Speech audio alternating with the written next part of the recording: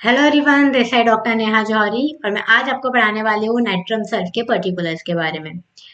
Previous video में nitrum sulph के पूरे जनरल के बारे में और पूरे माइंड के बारे में पढ़ा चुकी हूँ। यदि आपने मेरा प्रीवियस वीडियो नहीं देखा है तो पहले इसका प्रीवियस वीडियो देख लीजिएगा। उसकी हेल्प से आप इसके जो पर्टिकुलर्स हैं उसको और अच्छे से समझ सकते हैं, क्योंकि जितना भी जनरल है नाइट्रम सल्फ का मैंने उसमें पूरा एक्सप्लेन कर दिया है। दोबारा इतना एक्सप्लेन करना पॉसिबल नहीं होगा, तो इसलिए पहले जनरल वीडियो देख लीजिए, उसमें पूरा जनरल जो एक्सप्लेनेशन है वो समझ लीजिए। तो उसकी हेल्प से जो उसके पर्टिकुलर्स हैं वो बहुत ज़्यादा ईजी हो जाएंगे और आपको बहुत ज़्यादा लर्न भी नहीं करना पड़ेगा। हम स्टार्ट करते हैं आज का video which is on nitrum sulph. तो नाइट्रम सल्फ जो है वो एक हमारे दो मेडिसिन से मिलके बनी हुई रेमेडी है। इसमें दो मेडिसिन कौन कौन सी है, एक है नाइट्रम म्यूर और दूसरी है सल्फर। तो जो हमारी नाइट्रम सल्फ है ये हमारे नाइट्रम म्यूर वाले भी कैरेक्टर शो करती है और सल्फर वाले भी कैरेक्टर शो करती है। तो ये दोनों मेडिसिन के जो कैरेक्टर है वो शो करेगी और इन दोनों कैरेक्टर्स को मिलाकर ही हमारी पूरी नाइट्रम सल्फ बनी है। तो नाइट्रम सल्फ जो है वो एक बायोकेमिक रेमेडी है। तो जो बायोकेमिक रेमेडी है उसके ऊपर मैं एक इंडिविजुअल वीडियो भी बनाऊंगी, बट पहले मैं सारी जितनी भी बायोकेमिक रेमेडीज हैं उसका पूरा डिटेल वीडियो बना दूं, उसके बाद एक जनरल इंट्रोडक्टरी वीडियो दे दूंगी। तो आपको बहुत इजीली बायोकेमिक रेमेडीज समझ में आ जाएंगी। तो जो हमारा नाइट्रम सल्फ है वो एक डायरेक्ट हमारे क्वेश्चन पूछा जाता है बायोकेमिक मेडिसिन से रिलेट करके ही। तो जनरली एक क्वेश्चन पूछा जाता है हमसे एग्जाम्स में, व्हाट इज बायोकेमिक रेमेडीज। तो हमें उसमें बायोकेमिक रेमेडी क्या है वो लिखनी है, कितने टाइप की होती है बायोकेमिक रेमेडी, कौन कौन सी हैं वो लिखनी है। उसके बाद आपसे या तो डायरेक्ट क्वेश्चन पूछा जाएगा कि explain any one biochemic remedy, या फिर सारे बायोकेमिक रेमेडीज में से किसी एक बायोकेमिक रेमेडी का पर्टिकुलर नाम दे दिया जाएगा और उसको एक्सप्लेन करने के लिए बोला जाएगा। तो यदि पर्टिकुलर कोई एक नाम दे आपको बायोकेमिक रेमेडी का, जैसे कि कोई नाइट्रम सल्फ ही दे दे, नाइट्रम यूट कैल्किया कार्ब कैल्किया सल्फ, या कोई भी काली ग्रुप की कोई मेडिसिन का कोई पर्टिकुलर नाम देते हैं, तो आपको पर्टिकुलर नाम दिया है तो आपको उस पर्टिकुलर मेडिसिन को ही एक्सप्लेन करना है। लेकिन यदि आपसे बोले कि एक्सप्लेन एनी वन बोला मतलब आप अपनी चॉइस से कोई भी बायोकेमिक रेमेडी को एक्सप्लेन कर सकते हैं। तो हमारी नाइट्रम सल्फ जो है वो भी एक बायोकेमिक रेमेडी ही है। तो आप जो हमारी नाइट्रम सल्फ है उसके बारे में पूरा एक्सप्लेन करके आ सकते हैं बहुत इजीली, तो आपको दिक्कत नहीं होगी। बाकी जो अगर जनरल क्वेश्चन पूछा जाता है बायोकेमिक रेमेडीज से, या फिर कोई जनरल नाइट्रम सल्फ के बारे में क्वेश्चन पूछा जाता है, तो वो मैं आपको पूरा वीडियो के एंड में बताऊंगी। बाकी यहाँ अभी मैं बात कर रही हूँ नाइट्रम सल्फ के पर्टिकुलर्स के बारे में। तो नाइट्रम सल्फ के पर्टिकुलर में सबसे ज्यादा इंपॉर्टेंट जो है वो है उसकी जीआईटी और उसकी रेस्पिरेटरी। उसकी जीआईटी और रेस्पिरेटरी ही जनरली पूछी जाती है। तो एक्सप्लेन मैं एक एक करके एक्सप्लेन करती हूँ, फिर एग्जाम के पॉइंट ऑफ व्यू से क्या इंपॉर्टेंट है और क्या नहीं वो मैं आपको एग्जाम जो हमारा वीडियो उसके एंड में बताती हूँ। तो स्टार्ट करते हैं हमारा video which is on nitrum sulph particular. तो उसकी हम जीआईटी के बारे में बात करेंगे सबसे पहले, क्योंकि जो हमारे नाइट्रम सल्फ की जीआईटी है वो एग्जाम के पॉइंट ऑफ व्यू से बहुत ज्यादा इंपॉर्टेंट है। तो सबसे पहले एब्डोमेन में क्या होता है वो बताती हूँ। तो जो हमारे नाइट्रम सल्फ का पेशेंट है उसमें ज्यादातर जो कंडीशन है वो जो है उसको इन्फ्लामेटरी कंडीशंस बनेगी। जैसे पेशेंट को हो सकता है कि बार बार हाइपर गैस एसिडिटी की कंडीशन हो, उस वजह से उसको गैस्ट्राइटिस हो जाए, या फिर कोलाइटिस हो जाए, या एंट्राइटिस हो जाए। जीएसबी वर्ड के आगे आइटिस वर्ड लगा है, दैट मीन्स इन्फ्लामेशन। ठीक है, ये सब तो हम सबको पता है कि जिस भी वर्ड के आगे अगर हम आईटीज वर्ड लगा देते हैं वो इन्फ्लामेशन को इंडिकेट करता है। तो जो हमारा पेशेंट है नाइट्रम सल्फ उसको गैस एसिडिटी की इश्यूज जो है बहुत होते हैं और उस वजह से उसको इन्फ्लामेटरी कंडीशंस बन जाती है। तो उस कंडीशन में नाइट्रम सल्फ बहुत अच्छा वर्क करती है। तो जब भी कोई नाइट्रम सल्फ का पेशेंट है वो हमारे पास एग्जामिनेशन के लिए आता है और उसके हम एब्डोमेन को पाल्पेट करके देखते हैं, तो उसका जो एब्डोमेन होता है वो फुल ऑफ गैस होता है, उसमें बहुत ज्यादा गैस भरी होती है। जब भी हम उसको टच करते हैं पाल्पेट करके देखते हैं तो उसको बहुत ज्यादा दर्द होता है, टेंडरनेस रहती है, हमें इवन टच भी नहीं करने देता है, उसको इतना ज्यादा सीवियर पेन होता है। लेकिन जब भी वो गैस पास कर देता है तो उसके जो दर्द है उसमें उसको रिलीफ मिल जाता है। और हमेशा नाइट्रम सल्फ की जो फ्लैटस है वो बहुत ज्यादा ऑफेंसिव होती है, स्पेशली मॉर्निंग के टाइम में। जैसे कि आप इमेज में देख ही सकते हैं कि जो नाइट्रम सल्फ का पेशेंट है जब भी वो गैस पास करता है तो वो कितनी ज्यादा ऑफेंसिव होती है, वो आप इस लड़की के फेस से ही समझ सकते हैं। तो pain and tenderness in the whole abdomen, great flutters, flatulence in the abdomen with dullness, heavy burning pain in the abdomen, relieved by passing flutters, जो हमारा एब्डोमेन है, natrum sulph sorry natrum sulph के जो patient का abdomen है वो full of gas होगा, उसमें बहुत ज़्यादा हैवीनेस उसको लगेगी और साथ में उसको बर्निंग पेन होगा। बट जैसे ही वो फ्लैटस को पास करता है, गैस को पास करता है, उसको उसकी जितनी भी दिक्कतें हैं उसमें थोड़ा आराम मिल जाता है। Can not wear tight clothes around the waist. वो अपने कमर के आसपास को भी टाइट कपड़े नहीं पहन सकता, उसको दिक्कतें होती हैं क्योंकि जो उसका एब्डोमेन है उसमें पूरे में गैस भरा हुआ है, फुल ऑफ गैस है, पूरा पेट जो है वो गैस की वजह से बहुत ज्यादा टाइट टाइट हो चुका है, उसको दर्द हो रहा है। तो उसके ऊपर से अगर वो कोई टाइट क्लॉथ्स पहन लेता है, कोई भी जीन्स या पैंट कुछ भी टाइट पहन लेगा तो उसको डिस्कम्फर्ट लगता है, उसको अच्छा नहीं लगता, इसलिए वो टाइट क्लॉथ्स को जो है टॉलरेट नहीं कर पाता, can not bear tight clothing around the waist with vomiting of bile. Then frequent expression of offensive flatus in morning. Morning के टाइम पे वो फ्रीक्वेंटली ऑफेंसिव फ्लैटस को पास करता रहता है, बहुत ज़्यादा जो गैस पास करता है मॉर्निंग टाइम पे वो बहुत ज़्यादा बदबूदार होती है उसकी।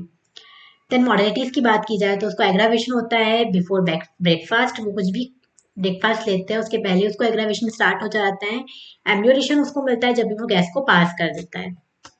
देन हेपेटाइटिस, जैसा कि मैंने आपको बताया कि जो नेटर्म सर के पेशेंट्स हैं उनको जनरली जो है आइटिस मतलब इन्फ्लामेशन की कंडीशन ज़्यादा होती है, इन्फ्लामेटरी रिलेटेड डिसऑर्डर्स उसको ज़्यादातर होते हैं, उनको प्रॉब्लम आती है अगर जेडी की बात की जाए तो हेपेटाइटिस मतलब लीवर में इन्फ्लामेशन हो जाता है, लीवर में इन्फ्लामेशन कंडीशन आती है तो उसको हम कहते हैं हेपेटाइटिस।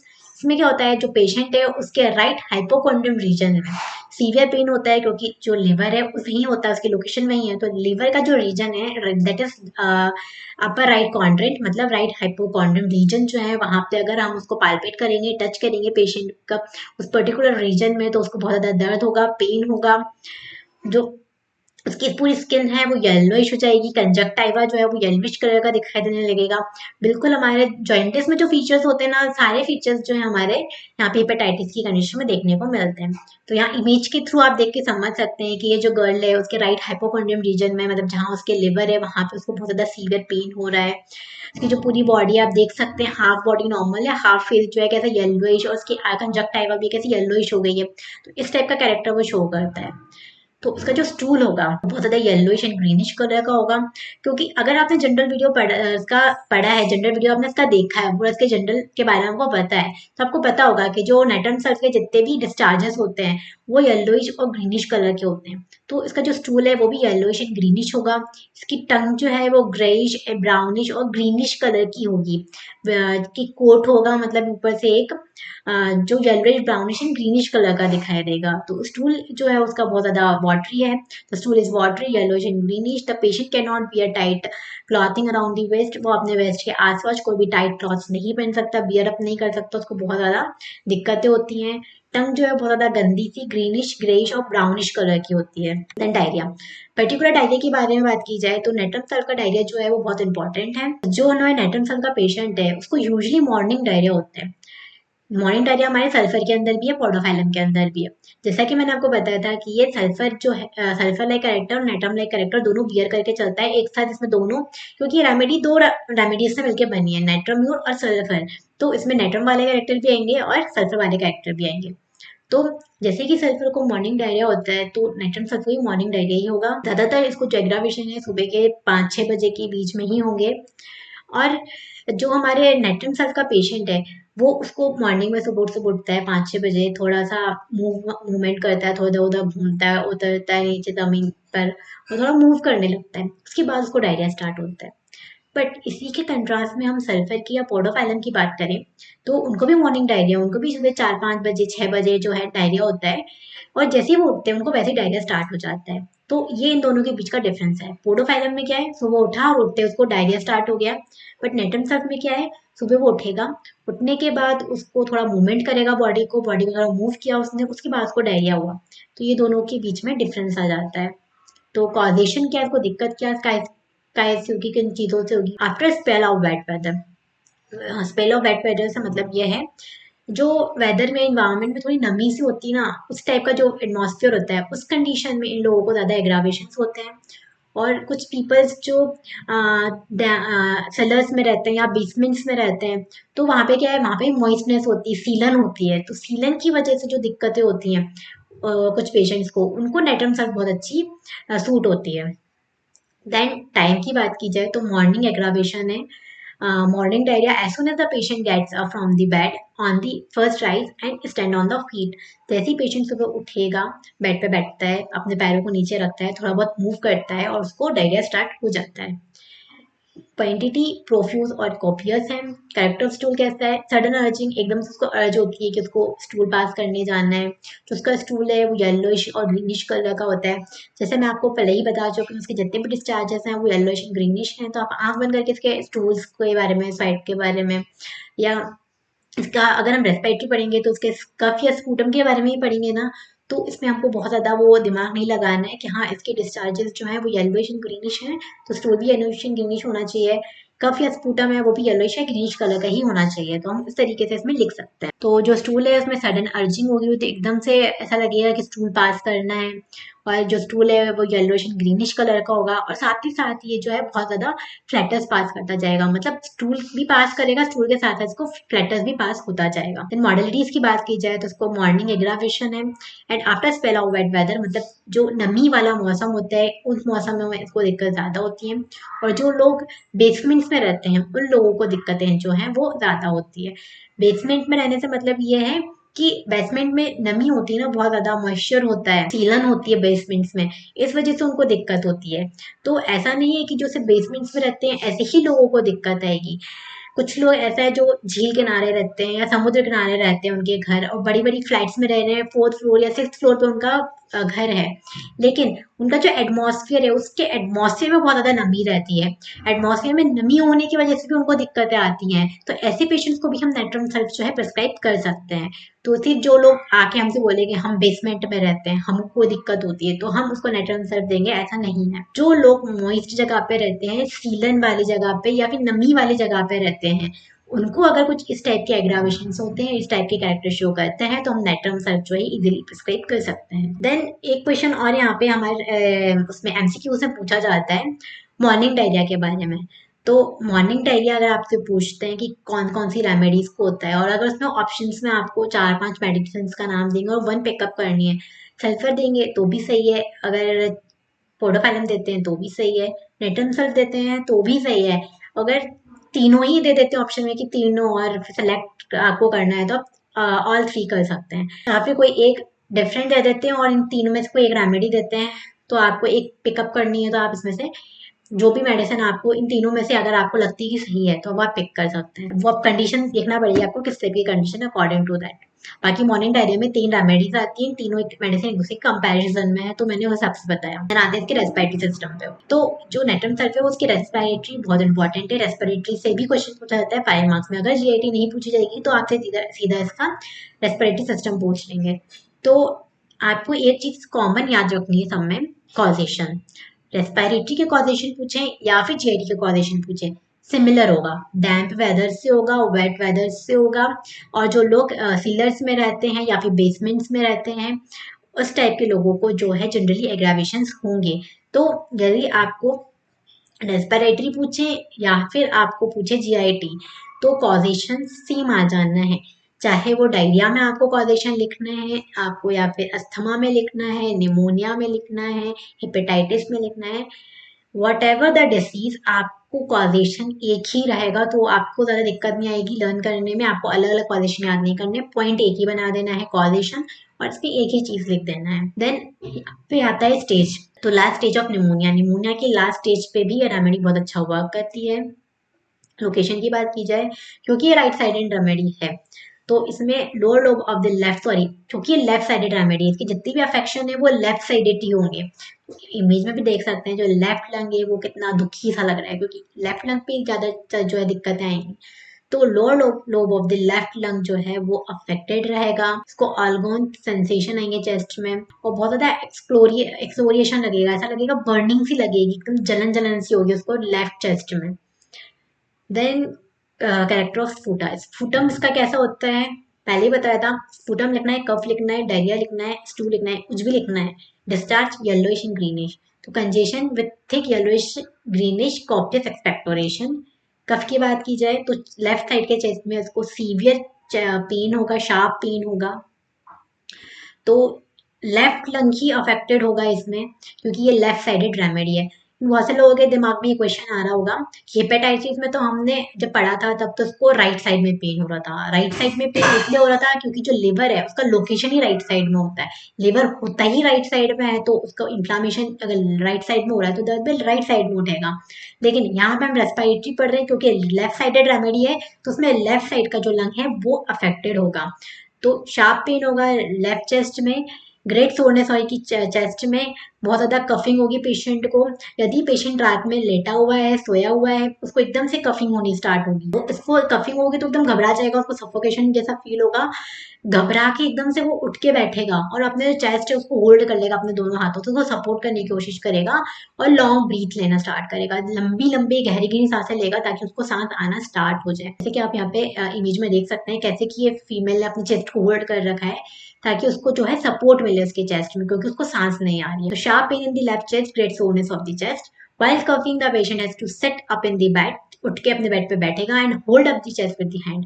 अपने हाथों से अपने चेस्ट को जो है वो होल्ड कर लेगा ताकि उसको सपोर्ट मिल सके। देन आता है अस्थमा। अस्थमा के लिए बहुत अच्छी रेमेडी है हमारी नाइट्रम सल्फ। कॉजेशन मैंने आपको पहले ही बता दिया, समय सिमिलर कॉजेशन आपको लेकर आना है from wet weather, living in the damp places, मतलब बेसमेंट और सिल्स। इसको मॉर्निंग एग्रावेशन ही होते हैं। डायरिया में हमने उसको पढ़ा था कि मॉर्निंग एग्रावेशन था, मॉर्निंग डायरिया था। तो अस्थमा का जो अटैक है वो भी मॉर्निंग में ही आएगा। उसको यूजली सुबह सुबह 5-6 बजे के समथिंग, 4 से 6 बजे का टाइम हम यूजली ले सकते हैं। इस टाइमिंग के बीच में उसको अस्थमेटिक अटैक आने के चांसेस जो है वो बहुत ज्यादा होते हैं। देन कैरेक्टर क्या होगा, ह्यूमिड अस्थमा, मतलब जो एटमोसफियर में नमी होती है, जो बेसमेंट्स में लोग रह रहे हैं उसमें नमी है बहुत ज्यादा, बेसमेंट्स में जो उसका एनवायरमेंट है वो बहुत ज्यादा ऐसा मॉइस्ट मॉइस्ट वाला है। या मैंने आपको बताया था, एक कंडीशन क्रिएट करके बताई थी, कोई झील किनारे या फिर समुद्र किनारे रह रहा है, फ्लैट में रह रहा है, ऊपर का फ्लैट है बट एटमॉस्फेयर में बहुत ज्यादा मॉइस्टनेस है, तो उस टाइप के वेदर में लोगों को बहुत ज्यादा अस्थमा होता है, अस्थमेटिक अटैक्स आते हैं, सांस लेने में दिक्कतें होती हैं और जो पेशेंट है वो बहुत लंबी लंबी सांसें लेना स्टार्ट कर देता है। तो humid asthma specially in the childrens with every changes of weather, dyspnoea with desire to take deep breath, patient जो है वो लंबी लंबी सांस लेने की कोशिश करता है स्पेशली रेनी सीजन में। There is rattling in the chest, chest में से एक घर घर की आवाज आती है। With chronic titration of the bronchial tubes, frequent attack of cough, cough का फ्रिक्वेंट अटैक आता है बहुत ज्यादा, एक के बाद एक खांसी आती ही जाती है पेशेंट को। विथ इरिटेशन दी थॉट, और थॉट में बहुत ज्यादा इरिटेशन होती है। देन पेन की बात करें तो बहुत ज्यादा स्टीचिंग, मतलब चुभने वाला बहुत सीवियर पेन होता है इनके लेफ्ट चेस्ट में। Stitching pain specially on the left side of the chest, specially left side में होगा क्योंकि जितने भी एग्रावेशन है, जितनी प्रॉब्लम है वो लेफ्ट साइडेड होगी क्योंकि ये रेमेडी जो है वो लेफ्ट साइडेड रेमेडी है। देन टंग की बात की जाए तो आप देख सकते हैं इसमें टंग, आप कितने अच्छे से इसमें पूरा इमेज के थ्रू आपको समझ में आई है कि ग्रेइश ब्राउनिश और ग्रीनिश कोटेड टंग होती है, गंदी सी। एग्रावेशन, उसको सारी एग्रावेशन में आपको वही लिखना है जो कॉजेशन में लिख रहे हो, कोल्ड से, डैम्प रेनी वेदर से, अर्ली मॉर्निंग, इन सब चीजों से उनको एग्रावेशन है। जनरल मॉडलिटीज की बात की जाए तो एग्रावेशन उसको डैम्प बेसमेंट में होता है, डैम्प वेदर से होता है, rest, lying down and using से इनको दिक्कत होती है। एम्यूटेशन की बात की जाए तो उनको आराम मिलता है ड्राई वेदर से, प्रेशर चेंजिंग पोजीशन। तो ये हो गया हमारा पूरा नेटवर्म सर के बारे में। जो मैंने आपको पूरा जनरल आपको बताना था, पर्टिकुलर्स जो बताने थे वो मैंने आपको बता दिए। अब मैं आपको बताती हूँ यूनिवर्सिटी से किस टाइप से क्वेश्चंस आते हैं, हमें किस तरीके से लिख कर आना है। तो क्योंकि हम यहाँ पे वीडियो में सिर्फ इसके पर्टिकुलर्स के बारे में पढ़ रहे हैं तो पहले मैं आपको पर्टिकुलर्स के बारे में बताती हूँ। तो इंपॉर्टेंट सिर्फ यहाँ पे जीआईटी और रेस्पिरेटरी थी, तो मैंने सिर्फ जीआईटी और रेस्पिरेटरी को एक्सप्लेन किया। तो 5 मार्क्स में आपसे डायरेक्टली जो नेटवर्म सर उसकी या तो जीआईटी के बारे में पूछेंगे या तो रेस्पिरेटरी के बारे में पूछेंगे। यदि जीआईटी के बारे में पूछते हैं तो कॉजेशन जो है वो सिमिलर आने वाला है, जो मैंने आपको पहले ही बता दिया। डैम्प वेदर से इसको दिक्कत होनी है, इसको मॉइस्ट वेदर से दिक्कत होने वाली है, जो पेशेंट्स बेसमेंट्स वगैरह में रहते हैं उनसे इनको दिक्कत हो, उस टाइप के पेशेंट्स को ज़्यादा दिक्कत होती है। तो जैसे कि यहाँ पे spell of wet weather, working on the damp basement, तो सबका जो कॉजेशन है वो एक जगह सिमिलर चलेगा। सबको जो एग्रावेशन है वो मॉर्निंग एग्रावेशन हो रहे हैं, मॉर्निंग में इनको एग्रावेट करवा दो, आप मॉर्निंग एग्रावेशन टाइम में डाल सकते हैं। उसके बाद मॉडरेटी सबकी सेम आनी है, एग्रावेशन सबका सेम है, एम्यूटेशन सबका सेम लिखना है। बस जो मेन कैरेक्टर है ना उस पर आपको फोकस करना है। एक बार आपका मेन कैरेक्टर आपको अच्छे से पढ़ना है और समझ के जाना है तो आप इजीली इसके जीआईटी और रेस्पिरेटरी लिख सकते हैं। बाकी डिस्चार्जेस की बात की जाए, जितने भी स्टूल हैं या इसका स्टूल हो गया, कफ हो गया या स्पूटम हो गया, कोई भी डिस्चार्ज है एक्स वाई जेड, सारे डिस्चार्जेस जो है वो येलोइश एंड ग्रीनिश कलर के होने वाले हैं। डिस्चार्जेस को भी आपको लर्न करना नहीं है, बहुत ज़्यादा इसमें दिमाग नहीं लगाना इसका डिस्चार्ज क्या है होने वाले हैं। नेक्स्ट फ्लैटेज इसमें भरी पड़ी है। जीआईटी लिखनी है तो जीआईटी में कॉन्डिशन लिख दिया आपने किन चीज़ों दिक्कत आ रही है। डायरिया हो रहा है तो मॉर्निंग डायरिया हो रहा है, और स्टूल कैसा है, येलोइश ग्रीनिश हो रहा है। वाटरी डायरिया हो रहा है, क्योंकि हार्ट डायरिया तो किसी को नहीं होता ना, वाटरी डायरिया होता है, तो बस वो लिख देना है। उसके बाद मॉडलिटीज आपको बताइए क्या क्या लिखनी है, तो एग्रेवेशन और एम्यूनेशन आप लिख ही दोगे। देन कैरेक्टर अगर आपको लिखना है तो फ्लैटर्स भरा हुआ एब्डोमेन में क्या लिखना है, बस फुल ऑफ फ्लैटर्स है, फ्लैटर्स भी बहुत ज्यादा ऑफेंसिव है। और जो है गैस तो कितनी ज्यादा भरी हुई है तो कोई भी टाइट कपड़े अपनी कमर के आसपास पहन नहीं सकता, तो can not bear tight clothes. तो इस तरीके से आप लिख सकते हैं। फीचर सारे कॉमन है, बस समझने की जरूरत है। अगर इतने अच्छे से समझ लिए ना तो आप बहुत अच्छे से पूरी रेमेडी को है जो है लिख कर आ सकते हैं। इसके अलावा इसमें से यदि लॉन्ग क्वेश्चन पूछा जाता है 10 मार्क्स में आएगा, यदि डीपी लिखना है तो डायरेक्ट डीपी का नाम लिख देंगे कि हाँ नेटवर्क सेल्फ की डीपी लिखनी है। डीपी लिखनी है मतलब कॉमन लिखना है, पूरा इसका जनरल लिखना है, कॉन्स्टिट्यूशन लिखना है, कॉन्स्टिट्यूशन के बाद 5 गाइडिंग लिखने हैं, 5 इसके जो है मेंटल सिम्टम्स लिखने हैं, जीएटी रेस्पिरेटरी पर्टिकुलर्स में डाल दो और मॉडलिटीज लिखाओ, बस हो गया। बहुत ज्यादा इसमें नहीं करना है कुछ छेड़खानी आपको। और यदि बायोकेमिक रेमेडी के रूप में पूछते हैं तो मैंने आपको बताया वीडियो के स्टार्टिंग में किस टाइप से क्वेश्चन आएगा। व्हाट इज बायोकेमिक रेमेडी, तो उसके बारे में लिखना है, कितने टाइप की होती है, कौन कौन सी है, नाम पूरे लिस्ट के नाम दे देना है, और उनमें से कोई एक पिकअप एनी वन अगर आया आपको, पिकअप एनी वन में अगर आपको नेटम सल्फ अच्छे से याद है तो नेटम सल्फ लिख दो, या फिर आपको जो भी बायोकेमिक रेमेडी अच्छी से ना आप वो लिख सकते हैं। या फिर आपको पर्टिकुलर मेंशन करके दे दिया कि नहीं आपको तो नेटम सल्फ ही लिखना है, तो नेटम सल्फ मैंने आपको अच्छे से पूरा एक्सप्लेन करके बताया कि आपको कैसे लिखना है, आप लिख सकते हैं। और ये जो इमेजेस है, इस इमेजेस के हेल्प से आप बहुत अच्छे से इसको याद रख सकते हैं, लर्न रख सकते हैं। अगर आप अच्छे से इसको समझते हुए अगर आपने पूरी रेमेडी पढ़ी है तो आपको बहुत अच्छे समझ में आ गई होगी। यदि मेरा वीडियो आपको पसंद आया तो लाइक करें, सब्सक्राइब करें। Thank you.